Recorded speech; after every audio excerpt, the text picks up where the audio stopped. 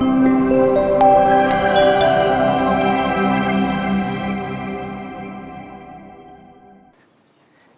good afternoon, everyone. My name is Manikumar Gundappa, and I'm currently working as a core scientist with Dan McQueen at the Roslin Institute, University of Edinburgh.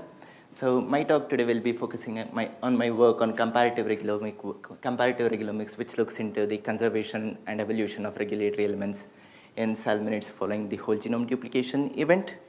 So, to begin with, we all know that salmonids are an important family of fishes with interesting genomes. Besides their importance in commercial aquaculture, they're also species with a huge conservation value and cultural significance. And in addition to all of this, they provide an ideal system for understanding the impact of whole genome duplications on genome evolution. So my talk today will be focusing particularly on the genomic mapping of regulatory elements, which is the ATAC-seq and the ChIP-seq data that was generated for salmon and trout in the AQUA-FAANG project. And the main objective is to define the regulatory elements dynamics through ontogeny and evolution. So to begin with, so we had around 80 ATAC-seq libraries and around 270 ChIP-seq libraries for each species, Atlantic salmon and rainbow trout, across 5 different dev-map stages and 4 tissues, both for mature individuals, immature individuals, for both the sexes. And if we look into the curated data for Atlantic salmon, we identified around 300,000 open chromatin regions, and using a chrome-HMM based annotation, we were able to identify around 46,000 active promoters and around 200,000 active enhancers. So what does this data look like on the Atlantic salmon genome? So we have got 29 rectangles representing the 29 chromosomes of Atlantic salmon genome, and the sweeping bands over here connect the duplicated regions that arose after the salmonid specific whole genome duplication. And the track over here highlights the density of open chromatin regions across the 29 different chromosomes. We could see that there are some regions with high density of open chromatin regions, but there are some regions with very low density of open chromatin regions. So it's completely dynamic across the genome.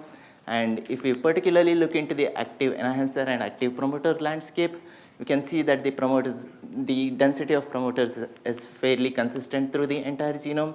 But what's interesting is the density of active enhancers. It's pretty dynamic through the genome, and we can see it very well correlates with the open chromatin regions. And similarly, in the rainbow trout genome, we identified almost 200,000 open chromatin regions, and the proportion of active promoters and enhancers was fairly consistent with what we observed in the Atlantic salmon genome. So with this data in hand, we went on to understand how the duplicated regulatory elements are being shaped after the salmonid specific whole genome duplication. So as a first step in the process, we went on to generate whole genome alignments to compare the duplicated regions within each species as well as the orthologous regions between salmon and trout. So we used an approach devised by Gundappa et al. In the year 2022, and we used the tool Cactus to generate whole genome alignments, and we used Atlantic salmon, rainbow trout, and northern pike genomes in the Cactus alignment. So the reason we used northern pike was to infer the ancestral state, because northern pike sits right outside the salmonids in the phylogenetic tree. And so if we went into any particular region of the salmon genome and pulled out the whole genome alignment, this is what it would look like. So Atlantic salmon A would be the query sequence, and we will be able to capture its duplicated region, which is Atlantic salmon B in the genome alignment, as well as we will be able to capture the orthologous regions for salmon A and salmon B in rainbow trout. Besides that, the genome alignment will also capture the northern pike sequence in it. So with this genome alignment data in hand, we went to test how sequence conservation is coupled with chromatin accessibility across the duplicated genome. So to do this, we took the ATAC-seq data and mapped it to the genome alignments to see how conserved the ATAC peaks are across the duplicated regions. For example, in this example, we can see that the sequence is conserved between all the salmonid species and northern pike, and we can see the ATAC peak perfectly overlapping all of them. So we did see different combinations of that. For example, over here we can see that the sequence is conserved across all the duplicated regions, but the ATAC peak is restricted to just one of the duplicated salmon. And we did see instances where sequence was completely lost in one or more species in the duplicated regions, or completely lost in the other species. So altogether, we were able to clearly define how the ATAC peaks are regulated across the duplicated regions using this approach. So further on, we went to understand how particular elements are regulated, how particular features in chromHMM are regulated through ontogeny. So for this, we pulled out all the active enhancers in the Atlantic salmon genome. So, and we categorize them as duplicated and singletons. So a duplicated enhancer would mean that there is an active enhancer across both the duplicated regions. A singleton enhancer would mean that the enhancer is restricted to one duplicate, but it's completely lost in terms of sequence in the other duplicated region. So altogether, we were able to identify around 18,000 duplicated enhancers and 43,000 singleton enhancers. And the graph over here shows the proportion of duplicated enhancers and singleton enhancers through different stages of embryogenesis and the other tissues. So we can see an increased conservation of duplicated regulatory elements through embryogenesis. And when we look into the tissues, we can see that the brain has the highest proportion of duplicated enhancers among all the different tissue types.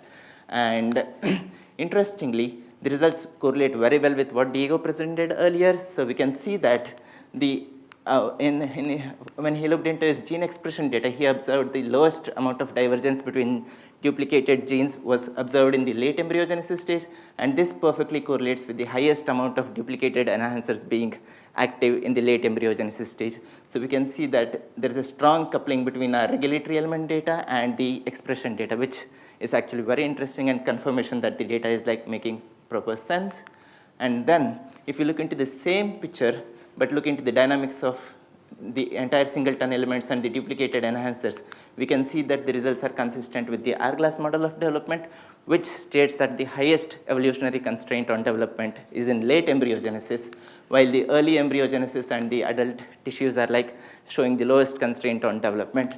And interestingly, this was proven previously using cross-species transcriptome data.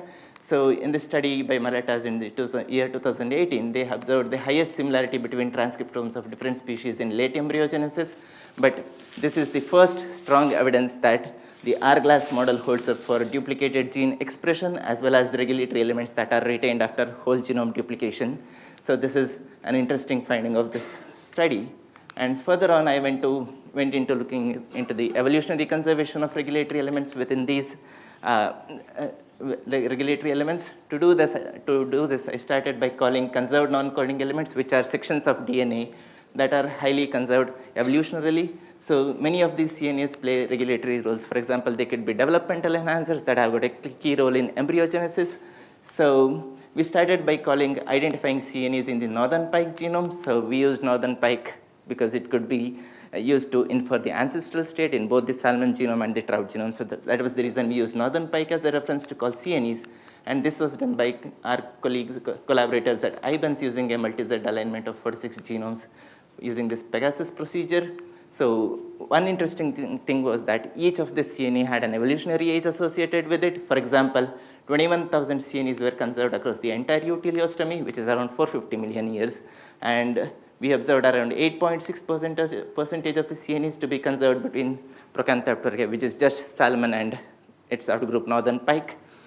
So I went on to overlap these CNEs across all the duplicated and singleton open chromatin regions in the Atlantic salmon genome. Interestingly, so 35% of these duplicated open chromatin regions had a CNE overlapping them, but in contrast, only 9.3% of the singleton open chromatin regions had a CNE associated with them, overlapping them. So we can actually say that singleton regulatory elements have a lower representation of CNEs compared to duplicated regulatory elements in the Atlantic salmon genome. So if we looked into the CNE density between the duplicated regions and the singleton regions through ontogeny, so we can see that in the embryogenesis stages and brain tissues, duplicated regulatory elements are like enriched for CNEs compared to duplicated regulatory elements have the highest densities of CNEs compared to singleton elements, and CNEs of the oldest age are found in the highest density in embryogenesis compared to CNEs of younger age. And when we look into the other tissues, we don't see a huge striking difference between the density of CNEs in duplicated and singleton regions. And if we pull out the data for the ancient CNEs and younger CNEs, we can actually see that ancient CNEs are highly represented in duplicated regulatory elements compared to singleton regulatory elements.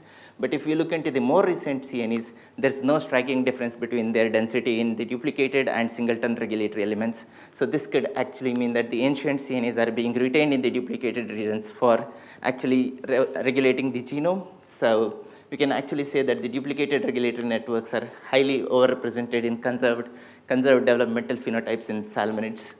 So the last part of the analysis I'll be presenting is the work on transcription factor binding sites.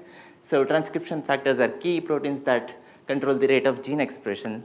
So Puran, who's a postdoc in the AQUA-FAANG project, used this gimme motif framework to identify enrichment in transcription factor binding sites overlapping the active enhancers. And he almost identified 160 transcription factors that had their binding motifs enriched across the DevMap and BodyMap datasets in Atlantic salmon. So what I went on to do is I looked into each transcription factor, pulled out the exact location of the binding motif in the Atlantic salmon genome using a stringent p-value and q-value cutoff. And I then went on to test for enrichment of these binding sites in duplicated and singleton enhancers across different stages in the Atlantic salmon genome. And this graph over here summarizes the result. So the bar graphs over here in the top represents the enrichment of transcription factors in duplicated regions or singleton regions.